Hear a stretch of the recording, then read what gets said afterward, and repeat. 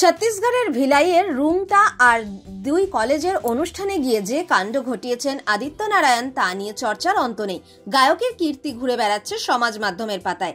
গাইতে গিয়ে কলেজ ছাত্রের উপর মাথা গরম করে কলেজের বিজ্ঞান বিভাগের তৃতীয় বর্ষের ছাত্র লোকেশ চন্দ্রবংশীকে মাইক দিয়ে মারেন, ছুঁড়ে ফেলে দেন ওই ছাত্রের ফোন। ছেলের এমন কাণ্ডে বাবা উদিত নারায়ণের কি প্রতিক্রিয়া? 90-এর দশকের জনপ্রিয় গায়ক উদিত নারায়ণ তার মিষ্টি স্বভাবের প্রশংসায় সর্বত্র। তার ছেলে আদিত্য নারায়ণের মাথা গরম করার ঘটনা নতুন কিছু নয়। বিভিন্ন সময় অতীতেও মেজাজ গরম করে নানা কাণ্ড ঘটিয়েছেন। তবে এবার গাইতে গিয়ে আদিত্যের এমন মেজাজ দেখে নিন্দা করছেন নেটপাড়ার একাংশ। যদিও এই প্রসঙ্গে আদিত্য জানিয়েছেন, আমি শুধু ঈশ্বরের কাছে জবাবদিহি করতে বাধ্য, এটুকুই বলবো। যদিও অনুষ্ঠানের উদ্যোক্তারা এরপর দোষ চাপিয়েছেন ওই অনুরাগীর উপরেই।